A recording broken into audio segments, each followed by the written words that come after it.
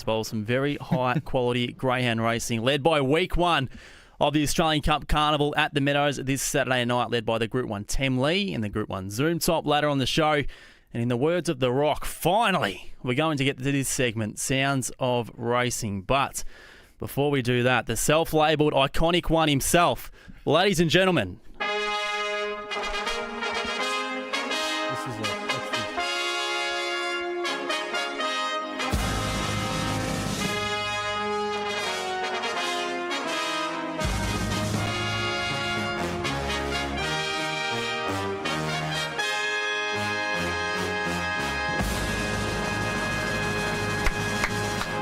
Hey! What is going on here between you two? A total clean-up on Saturday, Georgie. 3 tips at the Meadows, 3 winners, and your NBA tip salutes as well, where all 4 legs, the combined multi-price would have been $10, mate. You. Genius. I got to start getting here a bit earlier so you don't have time to set this crap up between you and John. I didn't do it.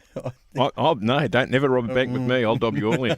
You leave the show on Friday calling yourself iconic. I didn't. And you've backed it up on the Don't weekend, start mate. with this crap. You've backed it up on the I did weekend. not. This is fantastic. That's from the top of the company down. That's from a very high executive level, that fanfare. Is it? Yes.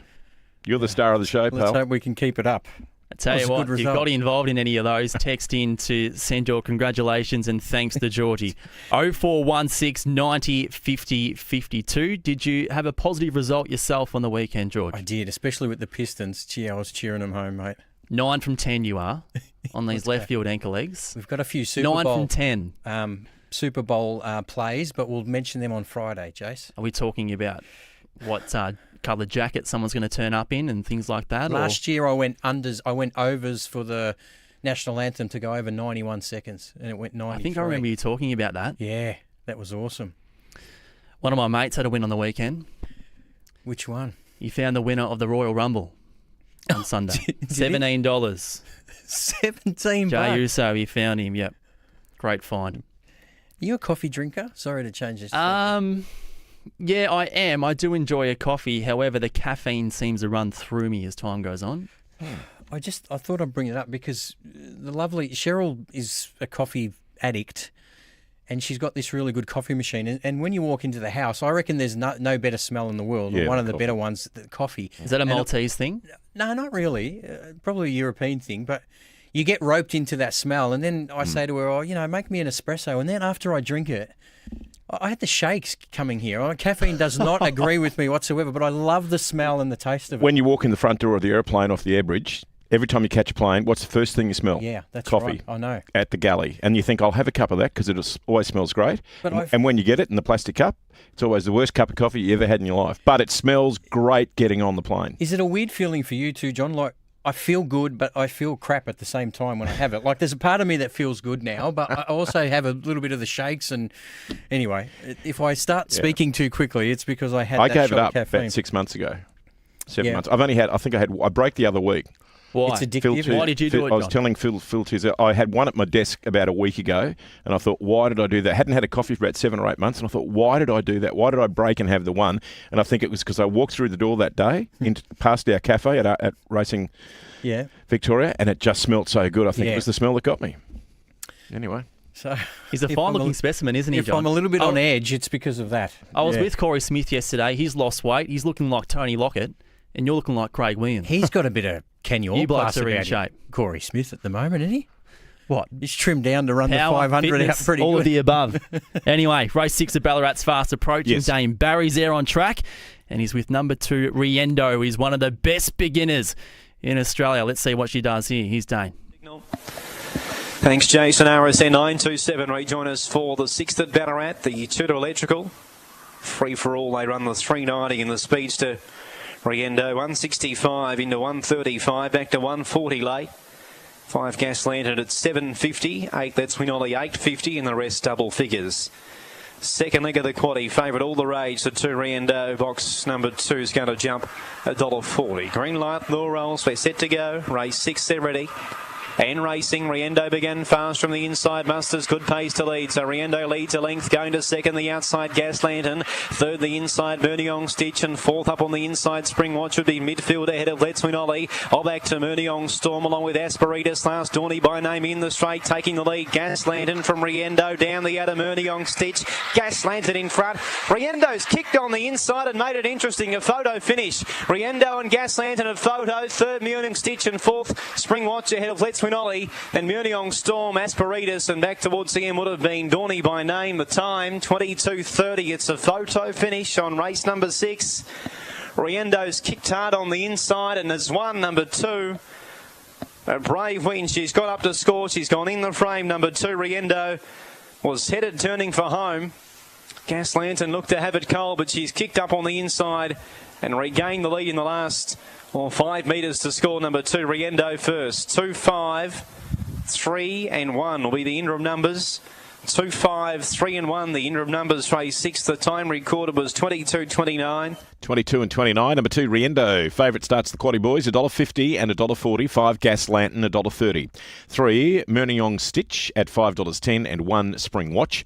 The Quinella, $4.60. Exacta, $5.70. Trifecta's paid $47. And the first 4, $247. 2, 5, 3, 1. Running double, Jace, 7 and 2, $7.20. It's And all John, yours. before we move on, can you just repeat your reaction after Riendo won that race? What song was that? Is that from the... No, Riendo. I was singing it to Rhiannon, Fleetwood Mac, but I was substituting it with Riendo. If that goes to where, instead George, of we're out of business. Instead of Rhiannon. It's beautiful, dulcet tones. Yeah. What about Death Taxes and Riendo jumping to the front in a greyhound race? You wouldn't get Death Taxes and her coming Kicking back and winning. kicking back after being challenged. Yeah. She's a star. Unbelievable. All right, let's move on with the show. And before we do get to the Tim Lee and Zoom Top discussion, of course, everyone's encouraged to get involved here on Grey Areas. 0416 90 50 52. Text in whether you want to know what George sleeps in at night or anything you want to discuss here on Grey Areas. Nothing is off limits. And what is off limits, George, that I'm finding it really difficult to accept after your encouragement last Friday to tune into maths and get involved in that situation. Unfortunately, I've got 2 episodes under my belt. How'd you go? The first 2. First one was okay. The second one started to become a bit of a fabrication, and that's when I get a bit uncomfortable. You hooked? Don't know if about being hooked, but What about I'll the better continue to half? watch it. Yeah, she doesn't mind it Yeah. much more than I do. So now do I have to watch it so I can add something to this I segment? thought you or what? did. Why would you be telling me to watch it if you don't? All right, I'll watch it. We're going to start from the start, or Yeah, you gotta join in start- at half time. You two might have to go to Relationships Australia and patch up this tiff. Dear oh dear. Hopefully there's a punter on it. Oh, there'll be a market. they're all punting with that's their- how we can get involved. There'll be a market. It can be a Grey Area special. Yeah, there'll be a market, yeah. Please don't destroy this show by talking about that garbage on Channel 9 has been the text message come in. Yeah, I agree with that. Pat on the Whoever back was to that? you. Let's get on with we'll it. keep it short and sharp. Let's get to the Tim Lee. What do you Let's get reckon? on with it. All right, the Tim Lee Field. As we know, it's always going to be a good race given its handpicked invitationals. Victoria has the best sprinting depth in Australia. George, did they get the field right with the 8 that we've got in front of us I think this they did. Saturday night? I think they did. Do you agree? I think it's spot on. I do. Yep. Yep, I don't think there's been any kicking and screaming out there, which is can commonly happen if there's strong opinions out there, but it seems that the 8 in there on the right cusp where the reserves don't have a strong case. They don't have a lot of racing under their belt at this point in time. Very good animals who could do some damage this week, but in terms of the Tim Lee, pretty spot on. Oh, star animals. I mean, Scalacci's a Phoenix winner. Morton's a Group 1 winner. And, look, we haven't seen a lot of Morton because of that injury. And, he'll bounce back in the Australian Cup Series and so will Scalacci. But I think the field is spot on. And I think the box draw has made this very, very intriguing, Jace. I'm not sure where you sit with it, but obviously Flying Zulu with what he's done more recently, coming up with box 1, is going to be incredibly tough to beat. But you just don't want to do things wrong when you've got Smooth Plane drawn next to you without sounding biased because, I love the dog, but I just think it sets up for an unbelievable race. It does. Flying Zulu in the red. I mean, what sort of impact do you think Hotel Whiskey One has on the race from box 3? I don't think it's a big drama from his personal point of view, but those on his outside are going to have to get away bloody well to cross him. Yeah, absolutely. And we've seen those splits more recently, Jace. I mean, as I said, the camp are going to go in very, very confidently, breaking 5 early. The last time he was there, 17.5 down the back. So he's got an opportunity to break them up, but I mean, nothing's easy in these type of races because you've got Flying Zulu that can begin fast. You've got Excavation who can begin fast. We know Lakeview Emily at her best can do it too. So I'm not going to say he's going to have it all his own way, but for those that are keen on Hotel Whiskey One bringing in some recent form, I think there's some meat on the bone at $8, don't you? I think it's pretty nice odds. So, don't know if he's in your top 3 in selections, but with the way he begins, he's got to be a big chance. Yeah, 100% right. I'm in the camp of Excavation. I just think he's well drawn out there. I mean, we've seen enough from him from this sort of draw to suggest that he can handle it. Top Gun winner at the track. Tim Zuni's inside is an advantage, but if they're going 5 dead down towards the rail, it's hard. But he can do that too. You think an explicit-esque Phoenix run where you sort of keep out of trouble out wide, get that zip across them and off you go. And then are you going to run down Excavation if he's at his best? No. Not if he's leading. No, you won't. Yeah. He'll run 29.6 and it's hard work after that. Flying Zulu, just, is he going to get to the first split in 5:10, Jace, or is it going to be 5:02 and then it's lights out? There's a big difference between them. Yeah. Can he win from off the pace like he did in Brisbane last year? Well, if he sits behind a Hotel Whiskey One, he probably can, yeah. We all know his last 50 metres can be very, very good too. Great race, Jace. Really, really good race. Should we talk about Lakeview Emily? Because I've had a couple of people say, I'm surprised she's in the race.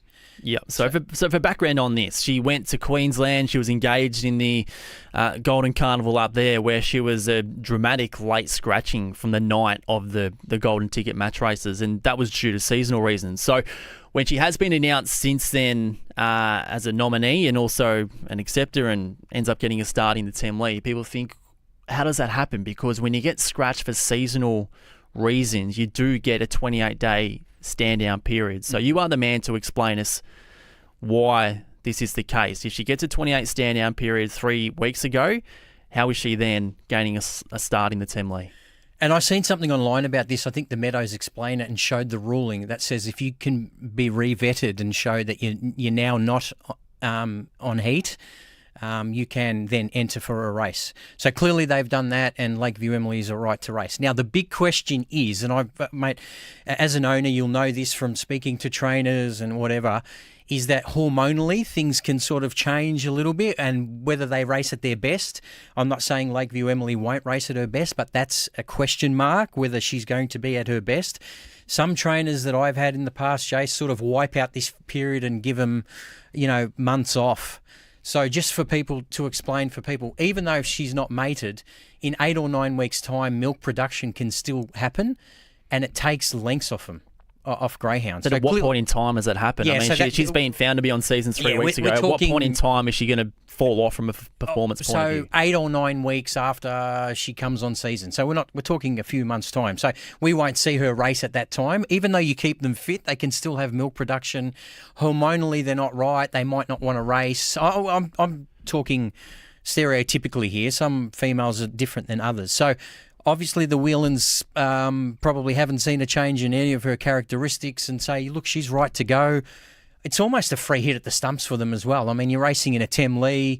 She's not on season anymore. She doesn't have milk production because it's too early. So let's have a crack at it. So I'm not saying she can't win, but I've spoken to trainers over the time that I own greyhounds that have said, you know what, I don't think they race at their best during that period after they've come on season. We're gonna tip them out for a little while and then bring them back. So yeah, it's going to be interesting to see how she goes. Box 5, does it help her? There's speed drawn all around her as well. She's going to have to be at her best. Is there any possibility of her peaking on Saturday night? Case by case. Yeah, case by case. I'm sure she'll be fine. But clearly she's not on season or else she wouldn't be allowed to race. But as I said, the trainers that I've spoken to have said, yeah, look, I'd prefer to tip them out. But as I said, they might not see any change in her and she'll be right to go. But the milk production won't start till, a few months' time. So there will be a period where she'll won't be on the racetrack. But this is sort of the in period after she's come on season and that milk production kicks in. So and the only female in the race. Again, she's used to that, though. She's done that a few times, hasn't she, in a couple of these big finals? So it could be the last time we see her for a few months. Oh, she might race in the Australian Cup as well. Oh, okay, Yeah, yeah. she'll go through that, and then we'll go from there. So we've got a few messages coming Yeah, through. we do. I'll touch on this one. You can get the other one, George. But we'd love to hear George's opinion on how Scalacci wasn't picked ahead of Dacey's Rory, Hotel Whiskey 1 and Lakeview Emily for the team leads. A previous Phoenix winner finished 4th this year, 2nd in the Australian Cup behind Tim Zhu, Melbourne Cup finalist, very unlucky in the final. Second behind arguably the hottest dog in the country at the moment in Vincent Bale in the recent Warragul Cup Series. I just can't understand the logic of selectors. He meets all of the criteria required. And he's also noted as well, not affiliated to Connections. What's your view on that? Yeah, look, I mean, there's a case for Scalacci, I think, for sure, if you look at it from that point of view. But as we mentioned, I think recent form at the Meadows has certainly played into the hands of Hotel Whiskey 1. And I think the case of Dacey's Rory running 3rd in the Phoenix and then making the Group 1 final in Brisbane probably got him over the line. So then it's, I can understand the case for Scalacci. Would he take Lakeview Emily's spot? You could look at it in a different way. But again, we've spoken about how it's become an opinion-based race, obviously with some sprinkling of GRV grading as well. So that would explain why Scalacci isn't in, I suppose, over a few of the others. Yeah, and You agree with that? Yeah, I do. And the way it's selected now, even though those wins are of significance over the past 12 months, recency is absolutely everything. You want the best field at this point in time. Yeah. Times are gone and gone by of hanging your hat on sort of whether it's Australian Cup last year or things throughout the year. I mean, it's the hottest race at this point in time. So he might come out this Saturday night, run 29.70, and you say, well, he would have had an impact in that race. But on what's in front of us to select the best field this Saturday night, I think the right call's been made. Yeah, we don't want to sit on the fence, but I understand that text message coming through. I get it, and I love Scalacci. Love everything about his whole Phoenix journey through Ladbrokes, but I think the field is. I can understand the top 8 picked. Another text coming through. Hey boys, I've backed Timmy Zhu on Saturday at $10. What chance do you guys give him? Certainly, the box draw has made it tough for him. I think. There's speed in the 6, what he showed in that Phoenix run. There's speed in the 5, and then there's speed in 1, 2, and 3 as well, and Vincent Bale as well. So I just don't know where he's going to sit on that first corner, Jace, for me to take a bet on him at $10. Clearly, he's capable of winning a race like this. He's a star. He's already a Group 1 winner on the track, but that's my concern, the box draw. On ability, clearly, the way he's drawn and the dogs around him, I don't think he can win the race. Especially with the way the one's going. I mean, Flying Zulu is absolutely peaking at the moment. I think he's timed his run perfectly here. And, well, we've spoken about Vincent Bale's run. I mean, he's going to have fans at around that $5 mark for sure. Yeah. And the key to these races are, I mean, given the depth of them, if Flying Zulu is anywhere near the front, if Smooth Plains anywhere near the front, if Vincent Bale's anywhere near the front, you are not going to run these greyhounds down. Yeah. So it's just vital for Tim Zhu to get ahead of them. And from the draw, he doesn't begin super well time after time, so it's going to be challenging from his point of view. So I hate the poor cold water on the $10, but I've been wrong in the past and will be wrong in the future. So we'll chat about that next week. Quick John Henry dumb question. How do you train a greyhound to be better out of the boxes, or is it just luck? It's not all luck. There's little things they can do to try to teach them right habits. To get to the front of the gate. But as we know with animals, sometimes those habits don't. Yeah, they're not in the mood for it. Yeah, you can give them a little bit of a tune-up. I think some of them have got boxes at home where you just try to get them to settle and get used to sort of settling, because it's all about keeping your feet settled and just trying to time it. Yeah, but I so often hear our callers say this greyhound ABC is known to be a poor beginner. So you hear that comment in your headphones, or the audience hear it on the air, and I often think to myself, what if anything can you do to correct that? it's hard because Right. some dogs become stubborn, and I think it gets harder as they get a bit older. So the Sure, key sure, is education when they're younger. But even still then, Jace will know, especially when you stand behind the boxes, you'll get some trainers say, oh, I could hear him shuffle back and not stand at the front of the boxes, so they're going to miss it. The other ones are the ones that hop up and down because they're so keen. Yeah, I've seen that on the and they camera just- shot. Yep. They just don't time it. Yeah, it's So- almost like they're tapping the front of it, the lid with their paw, trying to get it to go.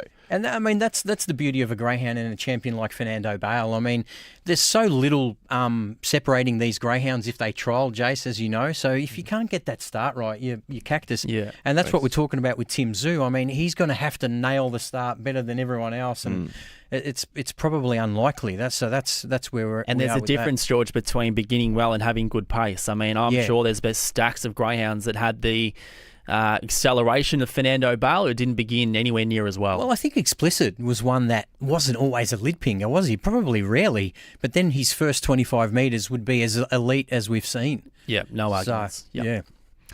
And Fernando was 2 lengths in front of him off the mat, so it makes an enormous difference, Yeah. and that is why he is one of the greatest of all time. All right, we've touched on the Team Lee, and of course we'll do so again in Friday's edition of the show. We're also going to touch on the Zoom Top, which came out. And George, this is not a vintage edition of the Zoom Top, but the top half of the field are going to do battle, and even the ones at bigger prices can have an impact on the race as well. So as much as we don't have the all-star lineup that we could have had if all these stayers are in the one place at the one time, it's still a good race. Yeah, it is. It's a good race. It's a Group 1 quality, and the best stayer in the country has drawn box 1. So without simplifying it, Jace, clearly she's the one that they're going to have to catch, especially if she begins as what she's done in Queensland. If she can replicate that at the Meadows, and we know she races very, very well here. I mean, she's broken 34 seconds over the 600. So she's the greyhound to beat. Lanfranco is the dark horse in the race, but and I know the Ennis team would agree with this. He hasn't had an opportunity to, but he hasn't raced and beaten this quality of greyhound. So this is a huge step up for him. I know his PB is better than anyone in this race, which is something that you'd love in your back pocket, but I've got to see it against some of the better dogs. So that's the challenge for him. And then Black Silence's run behind Ethanol Water was fantastic, but he has to overcome a wide box draw. So, yeah. On Friday, we spoke about the list of nominations we had in front of us, and one of those was Unreal Speed. So he's gained a start in the Zoom Top field. He hasn't been seen since May. He's had one satisfactory trial at Geelong where he's gone 25.5 or thereabouts, which is really quick. How do you sit on him going to the field given he hasn't raced for over 6 months? Without putting words into Rob Britton's mouth, and far be it from me to say anything like that, because he is a gun trainer, especially of stayers. I think this is a free hit at the stumps for him, the Zoom Top, and then we've got the Fan of Bale coming up. So I think they'll just be sort of working through the gears, getting him race fit. He's going to be probably a little bit underdone, you'd suggest, but sometimes greyhounds can run out of their skin first up. But again, at $6. I'd rather be with Ethanol Water, who's coming into this fit and firing and drawn better. So, yeah, but look, for the sake of the staying ranks, having Unreal Speed in it would be absolutely fantastic. So hopefully he gets through unscathed, and then we see him in the heats of the Fan of Bale. Yeah, I think the field would have been worse without him in it. Yeah, so if for he's sure. better in it, he's going to go in, and that's the way these races are picked. Yeah, for sure. This day and age. So that'll be a great contest as well. Week 1 of the Australian Cup Carnival at the Meadows this Saturday night. Now, a team meeting at Sandown tomorrow, George, given all these stars are lining up at the Meadows on Saturday night. But what have you found in terms of tips for the listeners? Yeah, hopefully we can find some value. Obviously, the fixed odds market hasn't been released yet. But race 3, number 5, Caballo Lapis for Team Daly. Look, his form's okay, but I just think he finds a race here where he grades really well. I know box 5 is going to be problematic, but if we see some odds punters, I think we can safely have a bet each way. So race 3, number 5. A couple later in the program, Jace. Race 9, number 5, Boracay Storm for David Gill. I mean, we all know how fast this greyhound is. His splits were fantastic. Got beaten in 29.31 and was just beat. I think he just finds his race. And race 10, number 1, Mapunga Oli. Clearly does his best racing off inside draws. Was a winner here 4 starts ago of box 1 in 29.53. And he went 5.12 early. So race 10, number 1 is the other one. All right, there's Georgie's set for Sandown tomorrow night. In the meantime, the set for Dame Barry in the 7th at Ballarat. He's with with the 7 Perfect Ace. Let's get to him, race 7, the Rat. Now at 51. Behind the starter now, getting set for race 7. The Sportsbet same race multi. Favourite will jump out of box 3. That's Zol Bale. It was the last start, 4th placing here. 270 into 240. Favourite for him ahead of the 7 Perfect Ace, who's had good backing on the second row. 480 into 270 late. So last of them placed away. Quality players, half time needs 7 and 2 as the green light comes on and the little rolls. We're set to go. Race 7 Ballarat, they're set and ready. And racing away fast out by would have been Perfect Ace. Better speed now the inside Financial News. And through the middle comes Our Animo. Our Animo might be just in front from Financial News. Across to third now Zol Bale. 4th out deeper Perfect Ace. And they're 4 lengths then to Norbert ahead of White Brew. While back towards the Yum Charjack and Go now in the straight. Our Animo took the front. Zol Bale hunts for the inside though. And takes the lead now Zol Bale and came clear. Zol Bale wins it by 3 on Our Animo. 3rd Yum Charjack and 4th Financial News. And they finish then ahead of Norbert, White Brew, all back to Perfect Ace and Go now. The time 25:36. Favourite 2 good, number 3, Zol Bale for Mark Delbridge. Once he got his rails run there, turning for home, he was by far the strongest, and he's came clear to score convincingly at the wire from 4 Our Animo. 6 Yum Charjack runs 3rd. And the 4th number about to be confirmed on race number 7. The interim numbers are 3, 4, 6 and 1. 3, 4, 6 and 1. And just a quick heads up, we're going to go back to, after grey areas in just a moment, we're going to go back to Dane Barry for a preview of the rest of that meeting starting at race 8 at Ballarat if you want to have a pen ready, and he'll have some best bets for the remainder of that meeting. Number 3, Zol Bale. Favourites paid $2.20 and $1.04. 4 Our Alamo at $2.90. 6 Yum Charjack at $3.10 and 1 Financial News. The Quinella $5.20. The Exacta has paid $11. Trifecta $86. And the first 4 $361. 3, 4, 6 and 1. Running double 2 and 3 $4.70. To be alive in the quaddie at Ballarat, you need 7, 2 and 3. And Jason and George, the shortest way home today. Pretty popular with those favourites. It's going to be number 7, Paul Whistler, and you're looking to collect $33. Thank you, Sir John Henry. As I mentioned at the start of the show, in the words of The Rock, finally, we're going to get to this Sounds of Racing segment. Now, if you want to get involved, text in now, 0416 90 50 52. Iconic sounds, favourite sounds that you've got. Georgie, I want to hear yours. Let's get underway. Probably the trumpet before the Cox Plate. I think, the famous call of a race just about to start. I think I've been to a few of the recent Cox Plates, and I think that just a chill runs down your spine. So probably that, I'd say. The Valley was one that was raised by Juppy on Twitter. Yeah, for sure. When the gates open. Why does it happen and not anywhere else? Just the sound of it. I don't know. Yeah, it's pretty good. I suppose it's the same for a Melbourne Cup. It might happen. Some tracks have got the effects mic just a bit closer than other tracks. Yeah. Tracks. So that bell might be consistent everywhere. Yeah. We were also discussing, I think last Friday, Jace, off air, the sound when you put your ticket into a machine. That's a pretty good racing sound, I would have thought. Nil you pay. Know that as one of those Nil pay. Gee, Nil pay wins a lot of races. This is horse. not a winning ticket. Sorry, this is not a winning ticket. Not as sorry as I am. What about you, Jace? I love the late scratching noise here at RSN, which we're very well familiar with. Also, the protest siren. There we go. Music to my ears. I think I had that as my when I got a text message as my alert in high school. That's iconic. You quickly work out the teachers that are punters when and they don't take your phone. Yeah. The protest siren, that's one that probably isn't music to many people's ears. John, if you back the winner? Yeah, it's very atmospheric though. Like for example, on a big Saturday, if Matt and I or Andrew and Matt are, it could be any one of the people we've got at the track, or it could be the studio, and you've got Matt Hill on live. And it used to happen with Milesy too. And if the caller is actually doing something live on the air after a big race, and the protest siren goes at the track and it goes to air, therefore on RSN live as it's happening, that does stand out. Like, Well, I won't use any Australian vernacular as to how it stands out, but This is grey areas, mate. Anything goes. yeah, You know but that. you know that really is atmospheric when you hear the protest siren at the track go live on our mic to air. You think it makes everyone sit up and you think, oh God, is it second against first? Is it fifth against third? You know what I mean? If you've got a winning ticket in your hand, you think, oh, what is it? Has it lost a little bit of its cachet? Because I think some betting agencies pay you out anyway if you lose the protest, right? Some have had that offer at times. Whether or not they do it consistently, I'm not too sure. Didn't you? I used to love when they'd go into the steward's room and the jockeys would just bicker over why. Well, when they give their evidence, it's always very, very interesting. It is. Yeah. That was much better than anything Judge Judy had to offer in how many years she's All been right, on let's it. car through some of these. Text messages coming in. The train crossing boom gates at Caulfield, the 400-metre start. Is that familiar to you, John? I remember it. Size and a manual box draw. I've got down, George. When a box is drawn and there's people in the crowd go, oh. Yeah, fair enough. And you can recognise their voices in the background, some of them, I reckon with some obscene language. one that was suggested to me last week. Bookmakers, please rule a line. Oh, yeah, real line. A lot of the callers say that, yeah.